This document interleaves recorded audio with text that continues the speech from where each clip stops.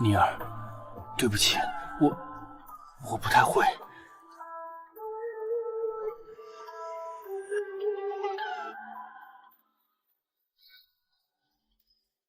山上猎户石家托媒婆来家里提亲，爹娘犹豫着要不要答应。田家大哥、大嫂，你们听我说，这石家小子那可是百里挑一的好后生，人高马大，一身的好力气，打猎的本事更是没得说。要是成了，家里不光少张嘴吃饭，还能得一大笔聘礼。最重要的是，石家说了，愿意出1头野猪做聘礼，1整头，再给大妮儿扯布做2身新衣裳。爹娘兄嫂瞬间心动。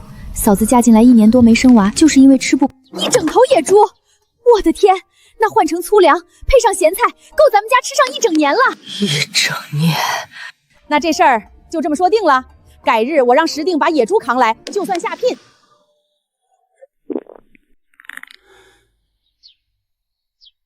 成。我愿意不愿意，没有人在乎。我的婚事就这样被1头野猪决定了。比起村里动不动就被打骂的姑娘家，我算是好的。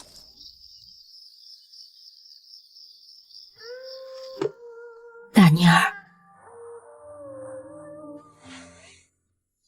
家里这么个情况，爹娘实在没法子，只能委屈你了。我知道你心里不好受。娘，我懂。天晚了，你快去睡吧。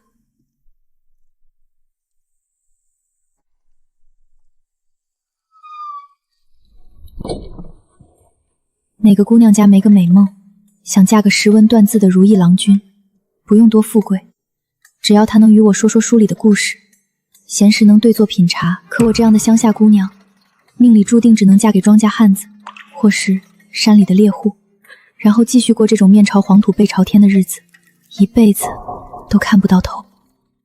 快看，那不是石定吗？是啊，他怎么扛着这么大一头野猪？石定扛着野猪来的那天，爹娘热情地招待了他。哎呀，是施家小子来了，快请进。大妮，快给客人倒碗水来。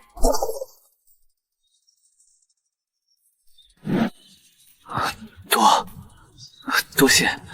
他是真的高大，和村里汉子差不多，晒得黢黑。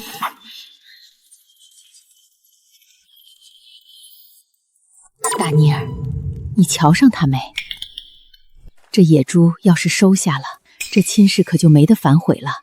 你要是真不愿意，一会儿就让他把野猪扛走，囊就是舍不得，也听你的。与他四目相视的瞬间，看着他真挚的眼神，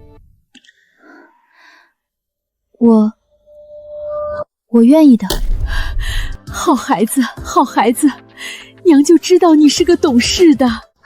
亲事定下，石定又来了家里2次。哎呀，这颜色真好看！大妮儿，快来看，这蓝色给你做身新嫁衣，这红色给你做回门衣服。一次送来2只野鸡，2只野兔，把我喊到一边。我去看看饭好了没。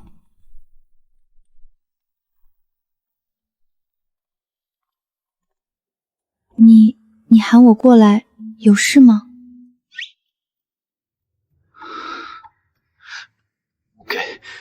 给你的。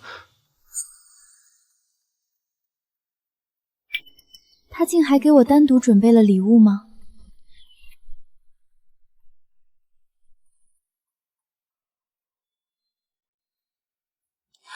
银镯子，这在村里可是了不得的物件。你戴上我瞧瞧好吗？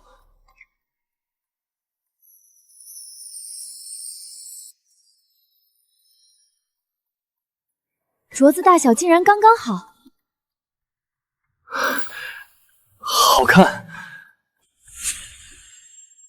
你喜欢吗？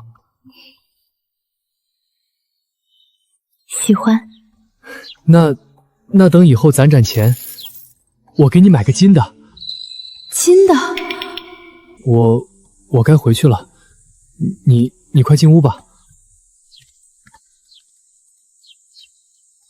他忍不住回头看了我一眼，见我还站在原地，便冲我挥了挥手，这才快步消失在院门口。就是这银镯都让我做梦笑醒，我几个堂姐有个银戒指、按耳环都显摆的，看我男人给我买的，花了好几百文呢。你这辈子怕是都戴不上喽。嫁个猎户有什么好？粗鄙不堪，一辈子待在山沟沟里。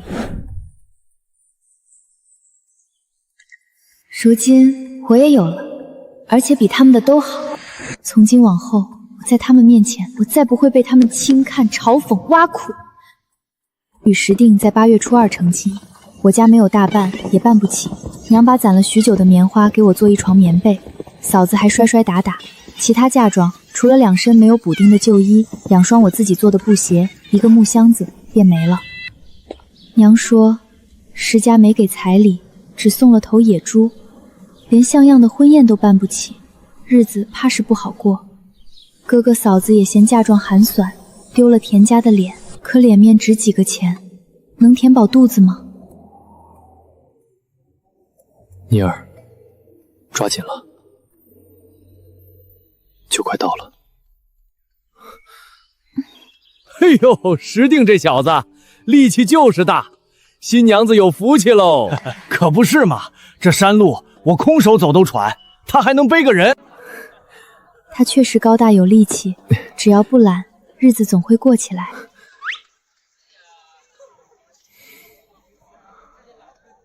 这个陌生的家，好像也没有那么可怕。我一个人坐在木床上，门吱一声被推开，石定端着碗筷进来。妮儿，饿了吧？我给你拿了吃的。妮儿，他竟然喊我妮儿。在家里，爹娘都只喊我大妮儿，哥嫂更是从来没给过好脸色。如果说在山路上被他背着是愿意，那现在就是心动。这个男人，他把我放在了心上。妮儿，你快吃，吃了不够我再去给你拿。够了够了，你出去招呼客人吧。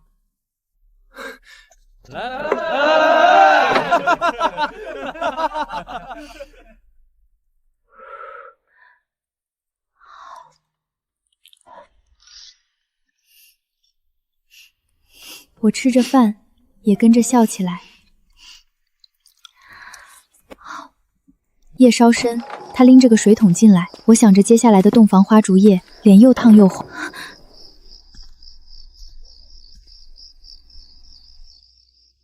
娘昨晚跟我说的那些话，又在脑子里想起来了。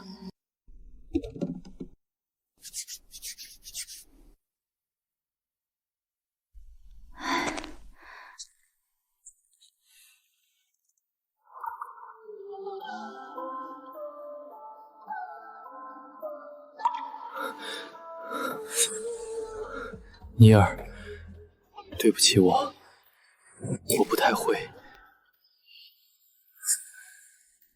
娘只跟我说了大概，可我也不会啊。洞房花烛夜，要是不圆房，他会不会对我有什么看法？公婆，还有他那个厉害的大嫂，会不会觉得石家娶我亏了？会不会说我是个不会伺候男人的？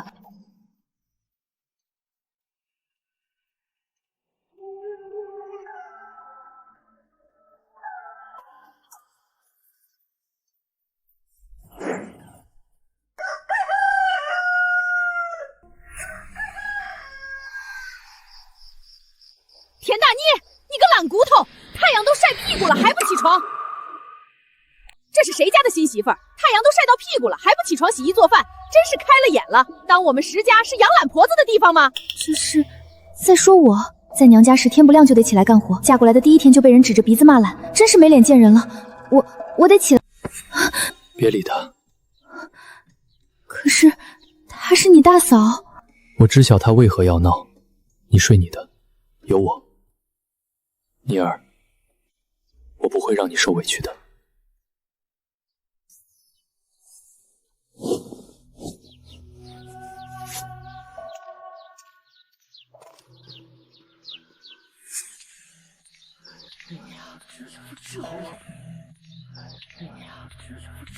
我也没听过谁家新媳妇嫁进来第一天就得洗衣做饭的。嫂子，你当年嫁进来的时候，不也是好几天后才开始干活的吗？他跟我咋能一样？我是谁？我是换亲过来的，给我弟换了个媳妇儿，那是我们家的大功臣。他呢，一个赔钱货，拿头野猪就换回来了，还想跟我比？确实不一样。嫂子，你是换亲，我媳妇儿是八抬大轿抬进门的明媒正娶。我天老爷呀！我不活了，这个家没法待了。刚过门的弟媳妇儿还没怎么着，弟弟就为了媳妇儿跟我这个大嫂呛成儿，我的命怎么这么苦啊！我的命怎么这么苦啊！你不用在这里寻死觅活，不就是想分家吗？等妮儿3日回门后分就是了。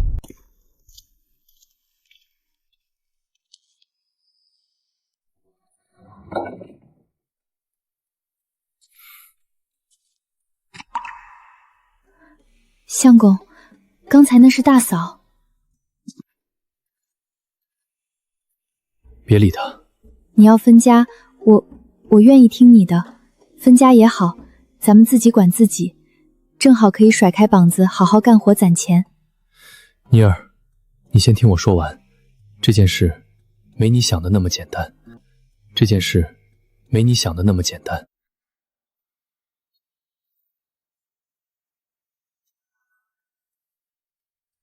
分家对我来说和被赶出去没两样。我爹不是阿爷阿奶亲生的，而我也不是我爹娘亲生的。我是小时候阿爷在山里捡回来的，所以一旦分家，爹娘肯定会跟着大哥过，而阿爷阿奶只能跟我。这是应该的，这是应该的，是应该的，但在他们眼里就成了我的拖累。阿奶身子不好，常年汤药不断，我们分出去对面齐水边那座宽敞的新屋，没我的份儿，我只能要回山脚下那间更破败的老屋子，还有家里的钱、粮食，甚至1粒米都不会分给我。大哥大嫂早就盼着这一天了。说好听点是分家，说难听点就是净身出户，带着2个老人被彻底撵出来。他终于明白了定之前欲言又止的原因。这不是一个选择，而是一个陷阱，一个她刚嫁过来就要共同面对的绝境。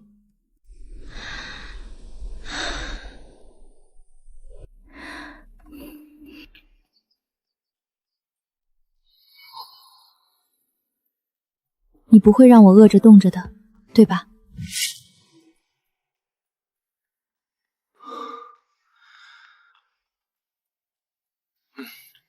那就分家。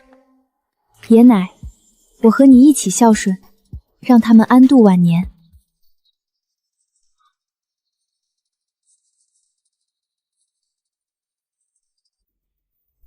妮儿，你真好。不是我好，是到了这个时候没得选了。但既然选了你，我便信你。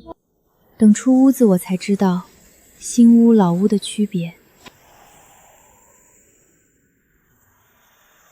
爹娘，以后你们就跟着石定过吧。爹娘，以后你们就跟着石定过吧。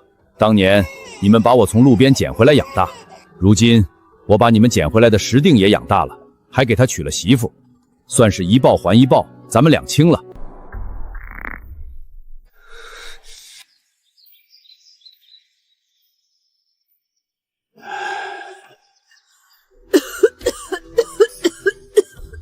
对了，都分家了，以后我们家地里的菜可不能随便过来拔了。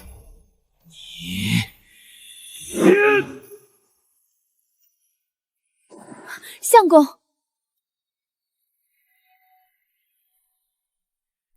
便如此吧。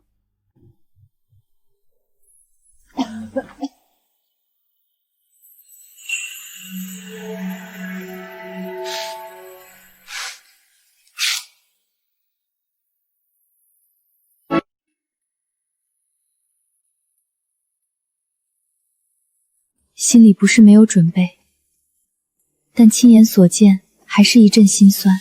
这就是我们未来要生活的地方。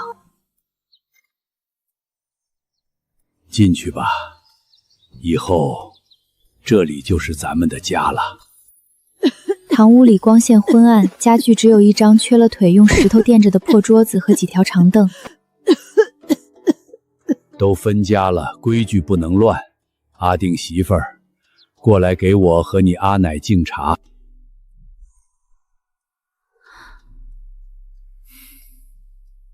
妮儿，你等着，我去灶房烧水端来。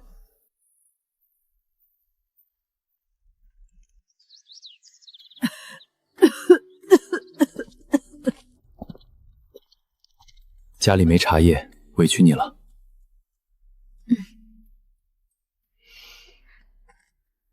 阿爷，请喝茶。唉，家里没钱，也没什么见面礼给你，起来吧。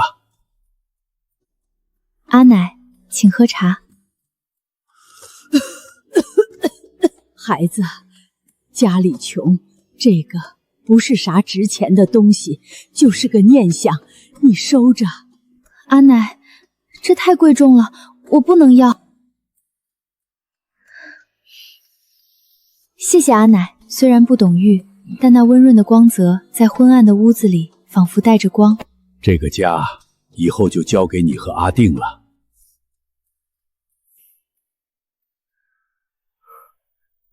阿爷阿奶，你们放心，家里没粮了，我去山里转转，看看能不能打点什么回来。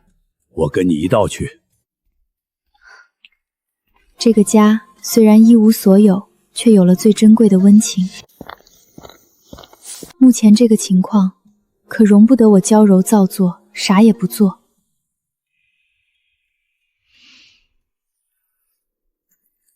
我在屋子里转了一圈，摸清楚家里情况。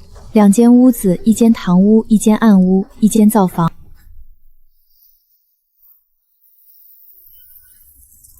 没有油，没有盐，甚至连一口饱饭都吃不上。灶房里有口铁锅，2个砂锅，几个缺口碗，几双筷子，一把缺口菜刀。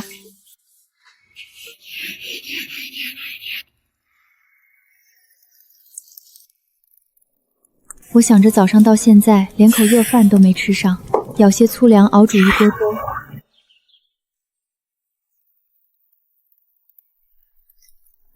阿奶，阿爷和相公去山里还未回来，我煮了粗粮粥，您先吃点垫垫肚子吧。你也吃，别等他们。山里打猎没个准时候。好，山里打猎没个准时候。好。这碗没有任何调味的粗粮粥，味道寡淡，甚至有些拉嗓子，但对于饥肠辘辘的我们来说，已是难得的温饱。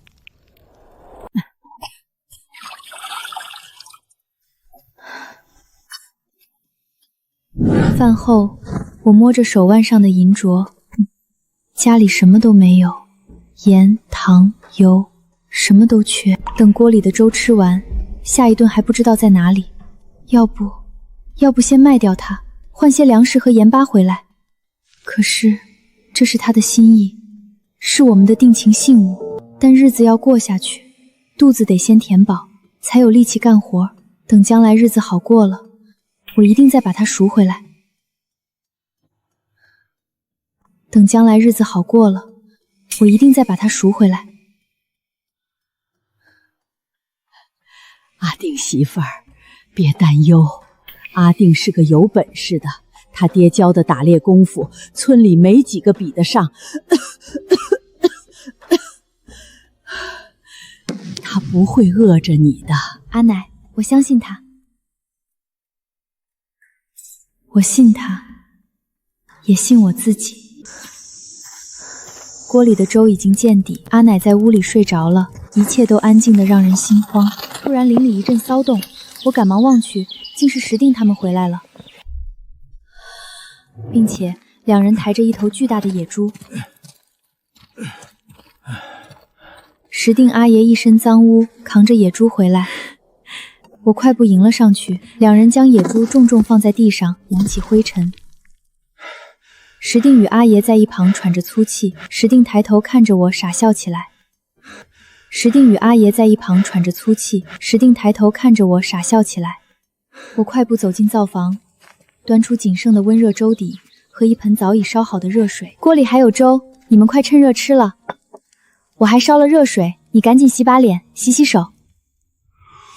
石定一言走到水盆边，将满是汗污的脸埋进水里，胡乱地擦了一把，水珠顺着他棱角分明的脸颊滑落，显得格外有男人味。妮儿，我一会儿就扛着野猪下山去镇上卖了，家里需要买些啥，你与我说说，我一并买回来。粮食、盐、糖、碗、盘子，还有多买几个能存东西的陶罐。这一头野猪应该能让这个家真正的开火过日子了。石定扛着野猪下山，我在院子里收拾剩下的野猪肉。倒是有人送来了一些菜。是阿定媳妇儿吧？是阿定媳妇儿吧？我是住你家对岸的，男人叫贵牛，你喊我贵牛嫂子就行。今天分家那么大动静，我们都听到了。你们刚搬过来，肯定啥都缺，我家里也没啥好东西，这些你先拿着吃。嫂子，这怎么好意思？太谢谢你了。嗨，邻里邻居的客气啥？以后有事儿就过河喊一声。我先回去了，家里还炖着东西呢。阿爷，您看，是邻居贵牛嫂子送来的。阿定媳妇儿，你厨艺咋样？还过得去。好，那晚上就煮粗粮饭，这块腊肉都煮了，豇豆、南瓜你看着办，也一块煮了。这么霍霍吗？这么大一块腊肉，省着点吃，够我们吃10天半个月了。放心吧，大胆吃，阿定能赚钱，饿不着咱们。今天得吃顿好的，把身子补回来。好嘞，阿爷你就等着吃吧。锅里也不用怎么照看，我便把灶房仔细打扫，东西都搬小些边去清洗。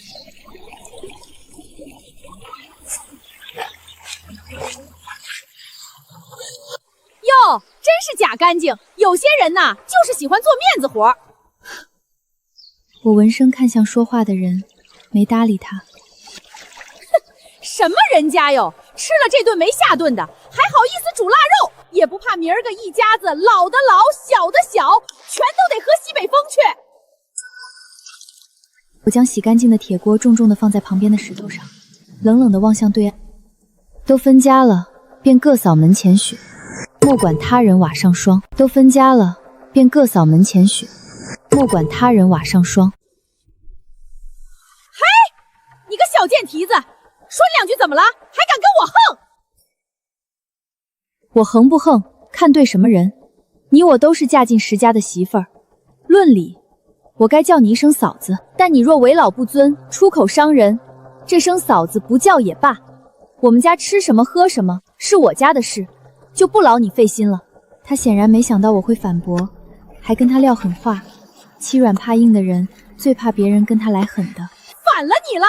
你个穷酸地方出来的丫头片子，还敢教训起我来了！看我今天不撕烂你的嘴！我今天不撕烂你的嘴！他气得跳脚，想过来跟我撕扯打架。看着大嫂过来，我心里一紧，强作镇定，上前一步与他理论。你要动手打架，我也不怕你。我虽是女子，但也不是任人搓圆捏扁的软柿子。再说了，你要真把我打出个好歹，我家石定回来，想来也会为我做主的。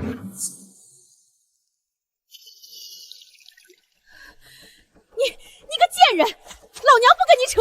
贱人，你骂谁？贱人骂你！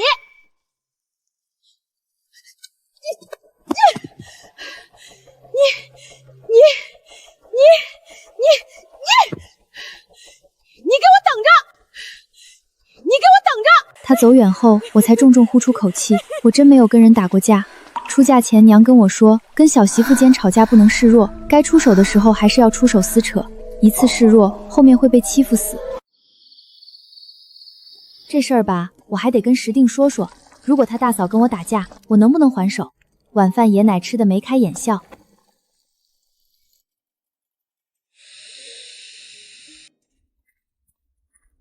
阿爷、阿奶，吃饭了。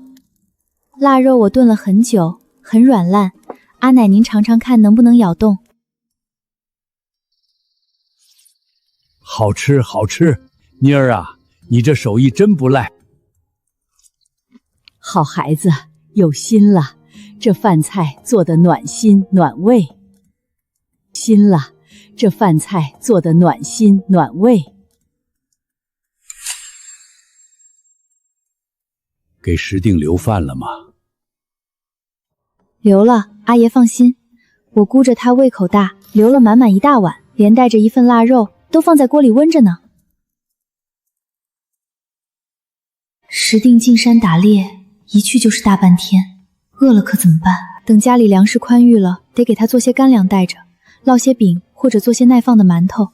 出门在外，身上也得有几个钱，钱可以慢慢赚，身体可千万不能垮了。一个人也睡不着，虽说油灯费油，我还是点着等石定回家。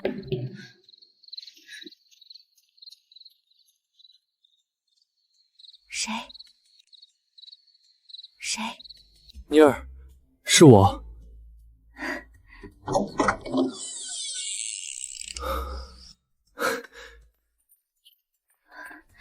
你可算回来了，快进来。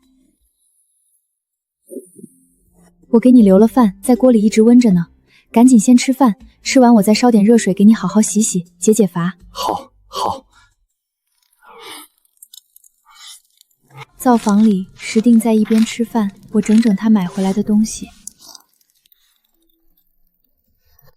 米面、盐糖、香料都是好东西。可是相公，咱们没有买粗粮和豆子吗？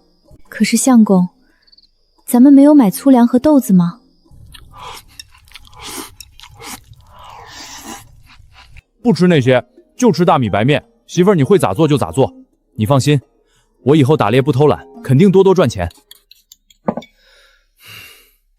对了，妮儿，明日要是猎到野猪，咱先不卖，杀了留一半家里吃。回门的时候正好带些去山下给咱爹娘，顺便换点青菜回来。留一半？这天越来越热了，这么大一块肉放不了2天，会不会坏掉啊？放心，坏不了。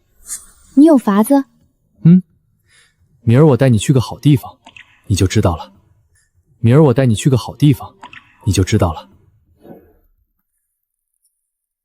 媳妇儿，我点个菜行不？明儿早上我想吃。说吧，想吃什么？南瓜馒头、白米粥，再凉拌个青瓜，怎么样？行，都依你。快去洗漱吧，忙了一天了。媳妇儿，灶房里的事儿都交给你。本来就是我在做呀。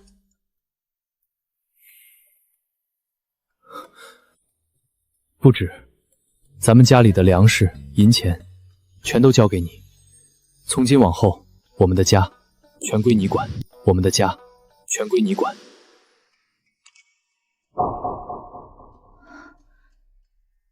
相公，你……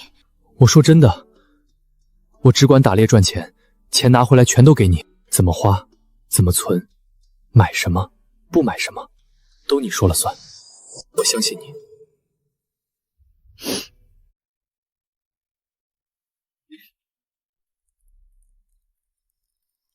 好，我管。等他洗好躺床上，倒是没有急吼吼就想着办事。媳妇儿，委屈你了。怎么又说这个？跟着你，我不委屈。今天卖野猪的钱，买了东西就一文不剩了，跟着我还要从头开始攒。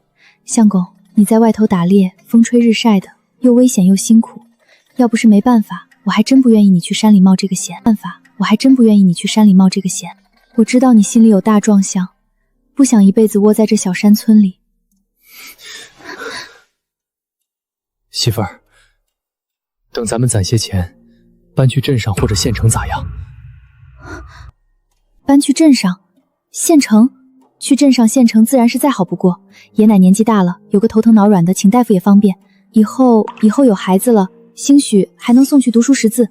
可是咱们去了没房子，没营生赚钱。能，咱们一定能搬去镇上，不只能住人，还能开个铺子，再买上几亩田地，咱们多生几个娃。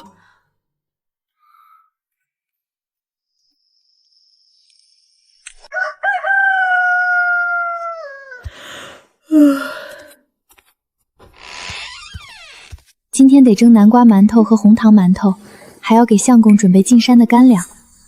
今天得蒸南瓜馒头和红糖馒头，还要给相公准备进山的干粮。相公，你怎么起这么早？还会烧火？当然会，看你每天起早贪黑的，以后我在家都给你烧火。一个大胆的念头冒了出来。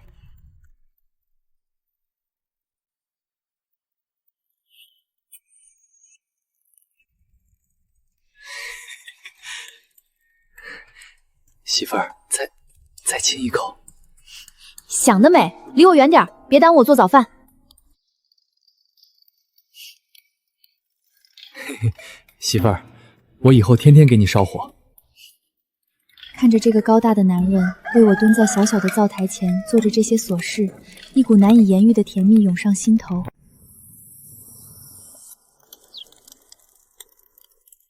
媳妇儿，我回来了。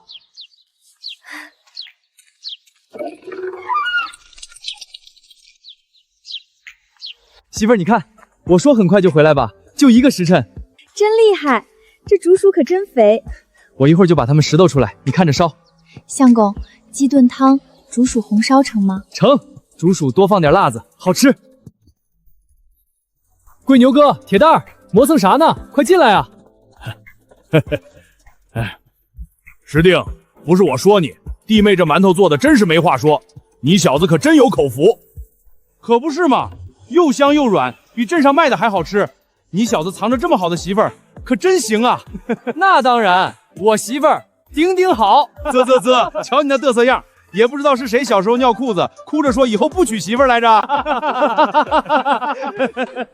他在朋友面前居然如此维护我，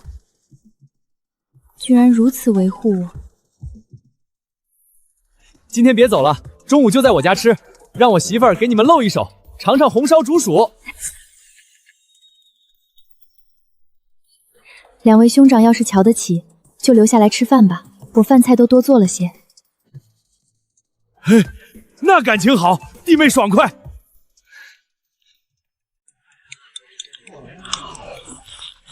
弟妹，你这手艺真是绝了，俺活了20多年就没吃过这么香的肉。就是石定，你小子可真有福气。这肉炖的火候正好，就是要是有点酒就好了。是啊，阿爷，配上酒，那滋味才叫一个美。阿爷，你等着，我明儿上镇上给你打1斤带回来。我要竹叶春，再不济，烧耗子也成。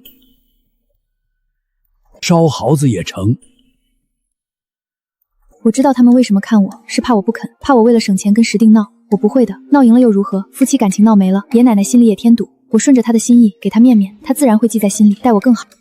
相公说的是该给阿爷打些酒回来。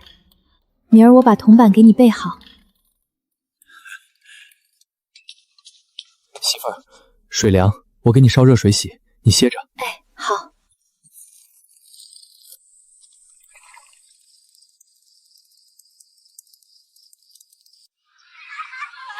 大妮妹子，听说你们这儿有大肉吃，俺们可就厚着脸皮来了。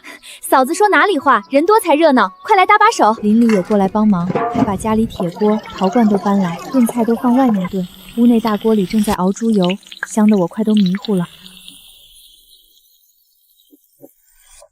媳妇儿，咱们晚上还吃包子成不？早上的没吃够。媳妇儿，咱们晚上还吃包子成不？早上的没吃够。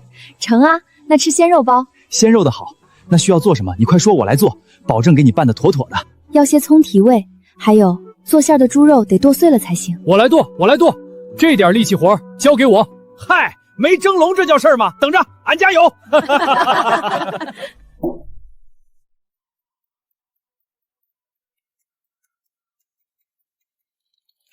大妮妹子，你看石定那股子傻力气，全用在给你剁肉馅上了，可不是嘛？咱们山里这么多汉子，就没见过像石定这么疼媳妇儿的。红烧肉、炖猪头、炒猪肝、猪血汤、凉拌猪蹄、蒸肉包，味道香的霸道。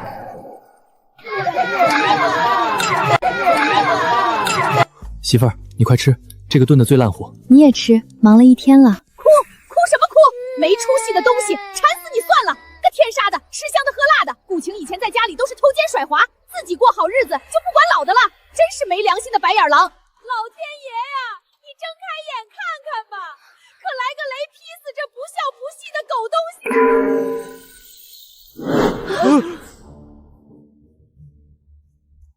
让他断子绝孙！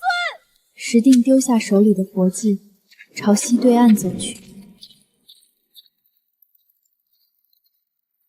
我以为他要去打骂人的嫂子，结果他直接越过人进去。谁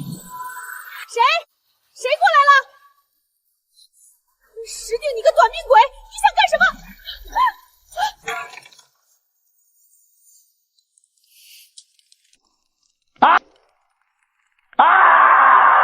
石定，你疯了！你打我干什么？杀人了！救命啊！石定打死人了！你给我闭嘴！你管不了你媳妇儿，我也不好动手打她，那我就来打你。她以后敢再对我媳妇儿、对我们家骂一句，我就捶你一次。我说到做到。我管，别打了，兄弟，我错了，我让他再也不敢了。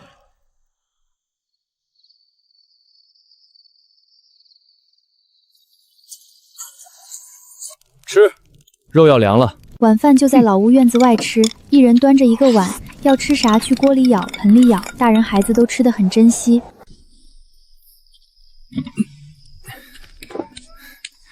媳妇儿，辛苦了。不辛苦，你没伤着吧？就他，还伤不着我。媳妇儿，你跟我来，我带你去看个好地方。我带你去看个好地方。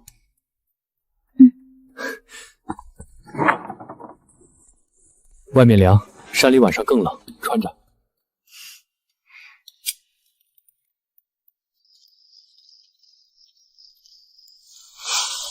就是这儿。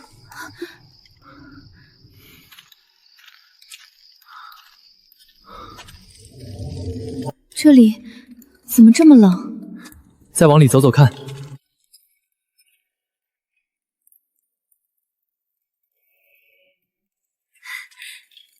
石定，这山洞拿来储存肉类可太方便了。我早就发现了，想着今天肉多，正好带你来看看。以后咱们打的猎物吃不完的就都放这里，保证坏不了。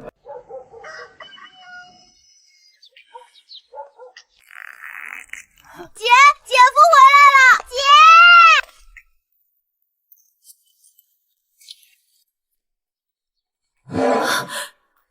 这石定，你这是干啥呀？爹娘，第一次陪大妮回门，一点心意，你们别嫌弃。好多肉，姐夫好厉害！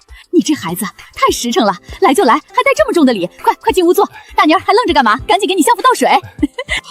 好，是个能干的。我们大妮嫁给你，我们放心了。爹，这是应该的。大妮跟着我，我不能让她受一点委屈。看着爹娘对着石定一个劲儿的夸，那发自内心的笑容比什么都珍贵。我心里那块关于娘家的大石头，总算是彻底落了地。好孩子，快歇着。大妮儿，你跟我进屋来一下，娘有话跟你说。大妮，跟娘说实话，石定对你好吗？在婆家有没有受委屈？娘，他对我很好，家里的阿姨阿奶也都是和善人，待我很好。就是什么，有难处就跟娘说，别自己憋着。就是我们成亲第2天就分家了，我们现在自己搬去老屋，跟阿爷阿奶一起过。分家了？分得急，算是净身出户，家里什么都没给。分了也好。娘，傻孩子，你以为娘会怪你们？这分家啊是好事，分家后你自己当家做主，不用天天看婆婆妯娌的脸色，这日子过得才舒心。那石家大嫂的为人十里八乡谁不知道？早点分开，早点清静，省得受嫌弃。还要吃药？怕什么？我看石定那孩子就是个有担当、有本事的。你和他都还年轻，手脚齐全的，只要你们夫妻俩一条心，银子努力攒攒，总会有的。别想那么多，自己当家，挺起腰杆过日子。娘，我知道了，我记下了。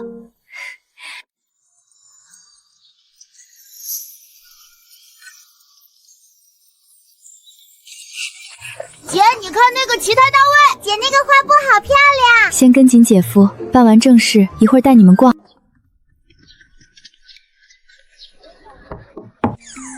哟，石定，我就知道你小子是个能干人，这不又送好东西来了？刘掌柜，新鲜的，刚打的。不错不错，都是上好的货色。这样，2只袍子我给你5两银子，你看咋样5两！天哪，我们家一年也攒不下这么多钱。再加2坛竹叶青。你小子还是这么会谈。行，也就是你，换别人我可不给。我这2坛有名的竹叶青也得2000银子呢。哎，伙计，拿2坛竹叶青来，成交。哎，相公，到这里来干啥？这里的东西我们买不起。给你买个银戒指。我不要，这多贵啊！咱们刚赚了点钱，得省着花，家里用钱的地方多着呢。不行，必须买。好的贵的我暂时给你买不了，但银的这种别人媳妇儿有的，我媳妇儿也必须有。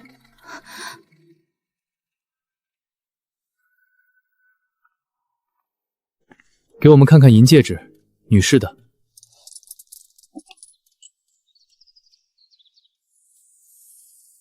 这个多少钱？客官好眼力，这梅花戒指寓意好，2000银子。就要这个，就要这个。哎，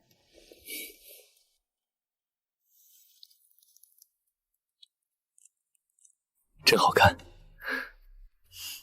当然好看，这可是2000银子呢。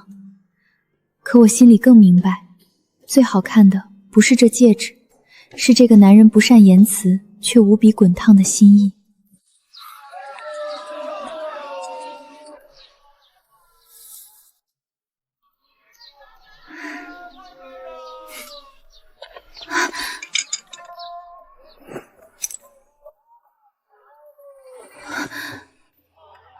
媳妇儿，我说话算话，从今往后家里的银子都交给你管，都交给你管。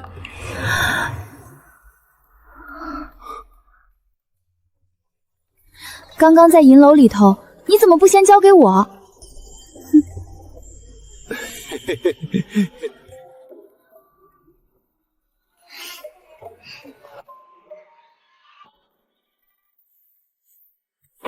都依你，钱我先收着。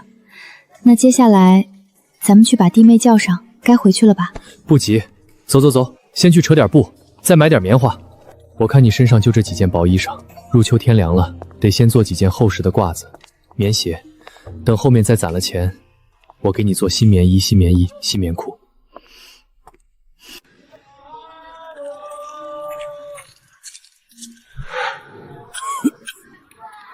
在镇门口看见有老人家卖梨，我来想着买几斤回去熬梨膏，给阿奶兑水喝。相公，阿奶最近咳得有些厉害，我想买几斤梨回去，给她熬点梨膏兑水喝，润润嗓子。媳妇儿，你想吃梨？这镇上的梨又小又贵，咱们今儿先买2个尝尝味儿就成，不用花这个冤枉钱。不买怎么给阿奶熬提高？明日我带你去山里摘，咱家山后头可多了，比这大还甜。多是多少？10来棵大梨树呢，长了有些年头了，每年都结好多果子，沉甸甸的，都没人摘，烂在树上怪可惜的。媳妇儿，咱们去哪儿？不买梨了。去药铺。媳妇儿，咱们去哪儿？不买梨了。去药铺。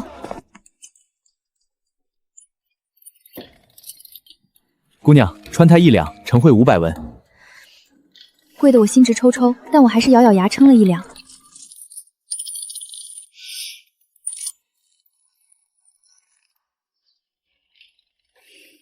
媳妇儿，这么贵啊？相公，信我，这会是咱们家的第一笔大买卖。猪肉我给你大伯二伯家都送了些，你姥姥那边也送去了。这些南瓜豇豆都是他们给的回礼，你一会儿都背山上去。南瓜能放，豇豆嫩的挑出来用盐水泡着，老些的就焯水晒成干。家里还有一坛咸菜，你带走，吃完了坛子给我拿回来。我还给你摘了2个嫩南瓜和1篮子青瓜，你回去做点酱瓜。大妮，你跟娘说实话，你现在手里宽裕不？大妮，你跟娘说实话，你现在手里宽裕不？要是宽裕，你留点银钱给我，村里谁家有啥菜有啥干货，我帮你收着。等石定下山卖猎物的时候，顺路来拿就成，省得你们自个儿费心。娘这是换着法儿帮衬我啊，娘那就辛苦你了。这是石定给你买的？我让他别买，他非要买。给你买你就带着，这说明他心里有你，以后就跟他好好过日子，别想那些有的没的了。还有啊，听娘的话，晚上多那啥，早点给石家生个大胖小子，站稳脚跟。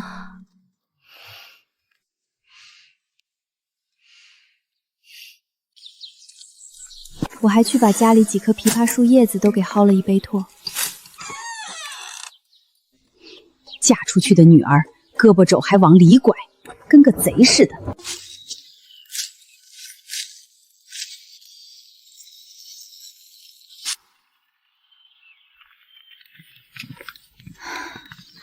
山里那么多梨都摘回来，光靠我一个人削皮切块，得做到猴年马月去。媳妇儿，在想什么呢？走得这么慢。我在想，山里那么多梨，就我一个人，怕是忙不过来。我刚也在想这个事儿。等明儿我们把梨子摘回来，后日我下山打猎时，顺道去岳父家，把你弟妹他们都接上山来，让他们来帮你削梨、切梨，你给他们点工钱，岳父岳母指定会同意。这样你不用那么累，他们也能挣点零花钱买糖吃。相公，你想的真周到。那你下山的时候，记得再买把好点的菜刀回来。都记下了。放心吧，媳妇儿，这些事儿都交给我。媳妇儿，粥好了，你再睡会儿，昨晚累坏了。还不是都怪你。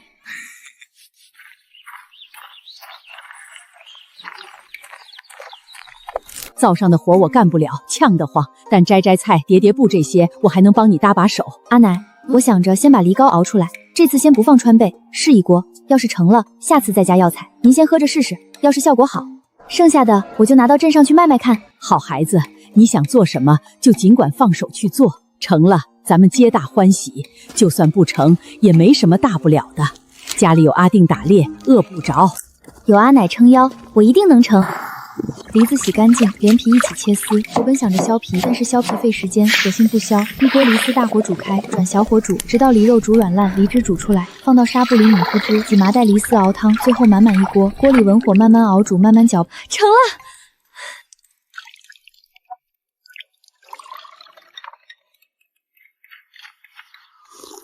妮儿啊，你这手艺，等明儿让阿定拿到镇上，保准能卖出去。快，先给我和阿爷来一口尝尝。还你留着呢，你阿爷也喜欢喝，我多做了些。你们打猎辛苦了，快趁热喝吧。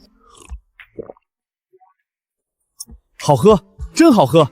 媳妇儿，你这手艺绝了！明儿我进山必须带上1竹筒，渴了喝一口肯定带劲儿。哈哈哈哈。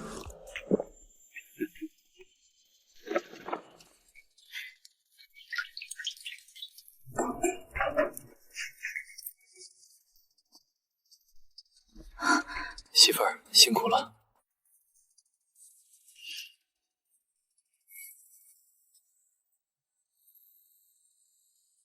媳妇儿，我跟你商量个事儿，你明儿多给我烙几个馒头。我打算去县城。去县城？对，我寻思着今晚在山里守着，看能不能弄到什么大家伙，明天一早就直接下山去县城卖。镇上人少，识货的也少，咱们这梨膏和好猎物得去县城才能卖上价。他竟然想了这么远。相公，咱们真的直接去县城吗？当然，县城比镇上好多了，地方大，机会多，最要紧的是，以后咱儿子读书也更方便。好。